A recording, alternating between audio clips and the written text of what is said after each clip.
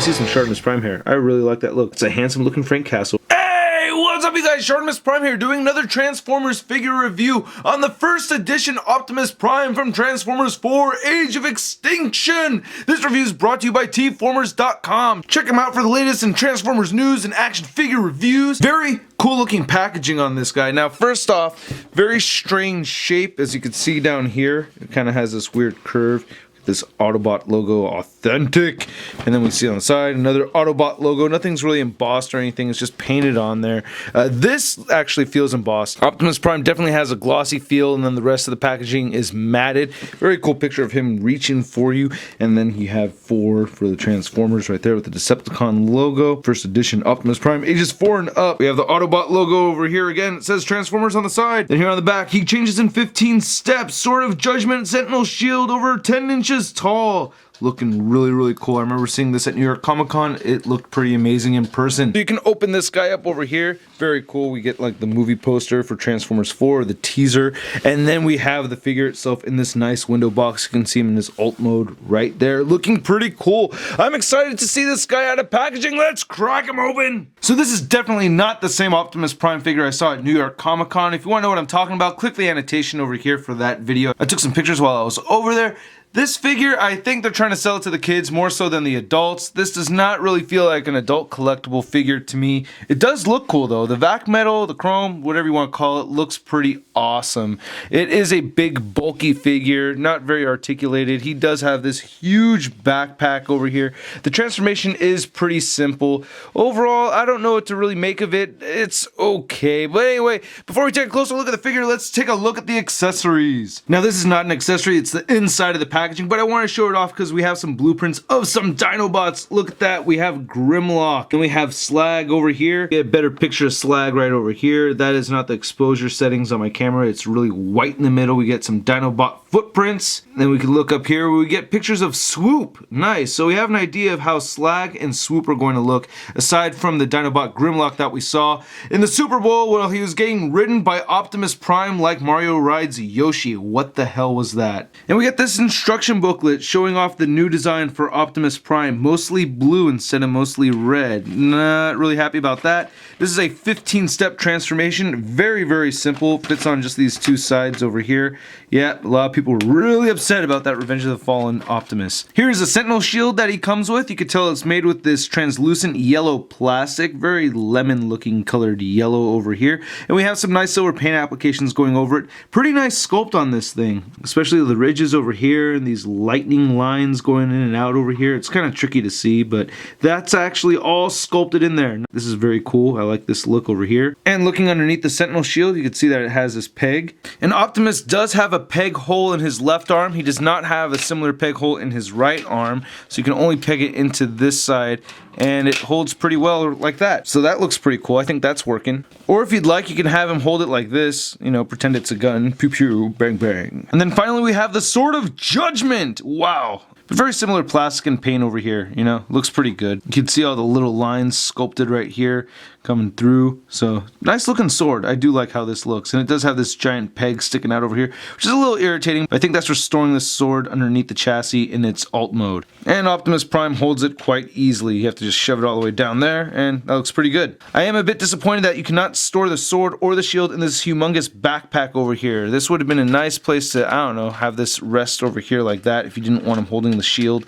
That would have been pretty cool, but no. Now one of my favorite parts of this figure is the head sculpt. Very well detailed head sculpt, and I love how the blue and the silver paint applications look on his face. Now he does have clear eyes. Getting a little bit of a closer look, you can see the pupils in Optimus Prime's eyes. I like that a lot, and the face has a lot of nice sculpted detail in there.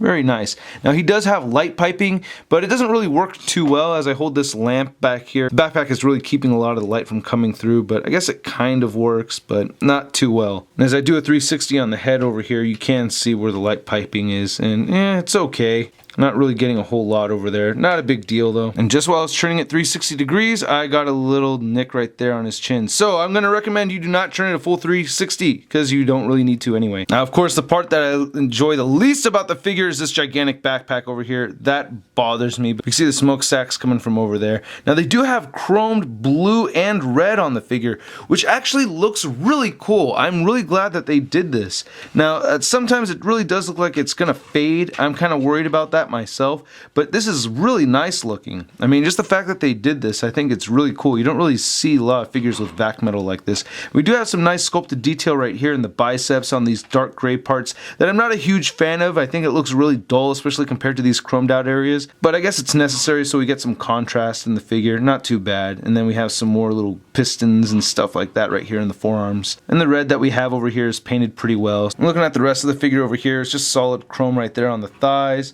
And then he has blue and painted silver and red. And then the very dark gray for the feet. And here's looking at the side of the figure. You see it says Western Star. And yep, there's a gigantic backpack. Now, as an adult collector, I find the articulation in this figure to be very disappointing. As I showed earlier, the head only rotates side to side. You can't do a 360 and you'll nick the chin. He does have flaps over here on the shoulders, and that allows the shoulders to move all the way outward that much. You can also rotate them forward, and as you can hear, it does have this nice ratchet joint over here. He does have elbows that bend in all the way, double jointed elbows that work very nice. He also has an elbow swivel, no wrist swivel. I wish he had a wrist swivel. No waist swivel. I hate it when figures don't have waist swivels. That's a huge disappointment for me. He does have legs that move out very far. He can do full splits. His legs can also move forward very far, and he does bend at the knee pretty well, and he has some decent ankle articulation. The ankle moves down, it doesn't really move up, but he does have ankle pivot, and I like that a lot. Now, this figure is advertised to stand over 10 inches tall, and going to the top of the backpack, yes, it does stand over 10 inches tall. So here we have our first edition Age of Extinction Optimus Prime compared to Leader Class Optimus Prime from Revenge of the Fallen, and this is still bigger. Well, technically this guy is, but if you look at the top of his head, yeah, it goes to about his shoulders over here. Still an amazing piece right here. I love this figure. And here he is compared to the MP10 TRU Optimus Prime, and these guys actually look like they stand the same exact height. Of course, discounting the giant backpack. And for good measure, here he is compared to our classics Optimus Prime. And for you Marvel fans out there, we have the Marvel Legends Big Time Letdown Spider-Man. So as much as I love looking at the chrome on this figure, I will send him off into his robot mode. Will you take us away, Bumblebee? So there's Optimus Prime in his vehicle mode. A pretty simple transformation, like I mentioned earlier, only 15 steps. Very nice looking truck, even though I am not very happy with the color scheme. It does look pretty cool, and we do have chrome right here on the grill. You gotta love that chromed out Autobot logo right there. That is snazzy. We do have this translucent blue plastic for the windshield. You can see the chrome chest of Optimus underneath in there, and this is just painted blue over here, so you can't see through the side window. We have some silver painted over here. We have this dull gray again, and a big hollow piece right here. You can see through the front of the truck right in there. So yeah, there's this black abyss, and we have his shield attached to the back, which I think looks kind of silly, right? That's just a little too much. I'd rather remove that. There we go. And then you can see where it's supposed to attach to the trailer that he does not come with. You can see underneath here we have the store sword in, which actually attaches right here with this clip. It doesn't use this peg. I guess this peg is actually more meant for having it attached back here or having him hold it differently. I don't know why we have this peg sticking out of the sword. I really like that they gave us rubber tires on this figure. I think this is a very nice touch. Of all the places to add chrome though, I really wish they had done it right here on the hubcaps. We do get an Autobot logo right here in the middle of each of the hubcaps, which is great. Got that Western Star logo right over there.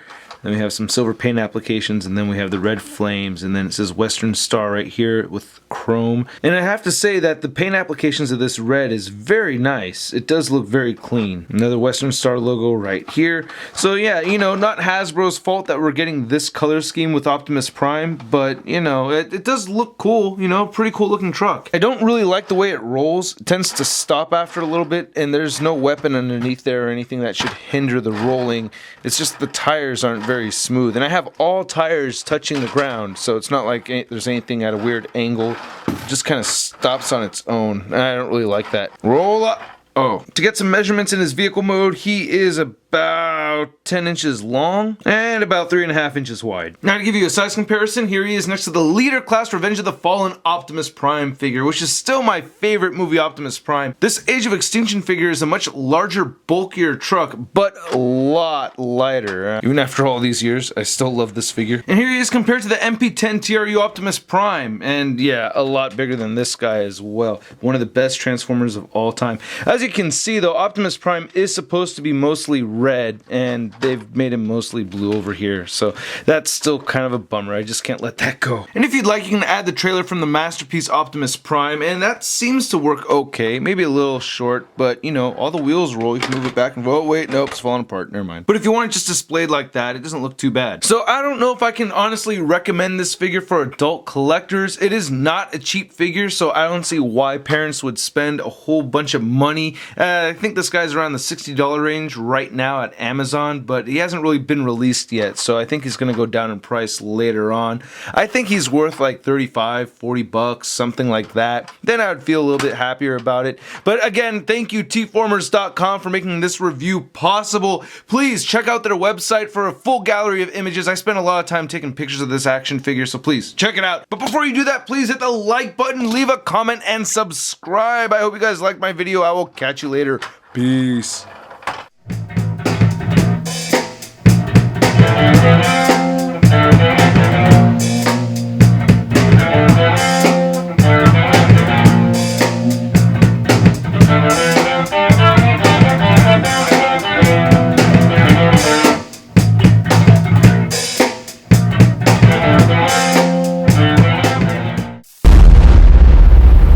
That's crispy. But still, I guess it's... But...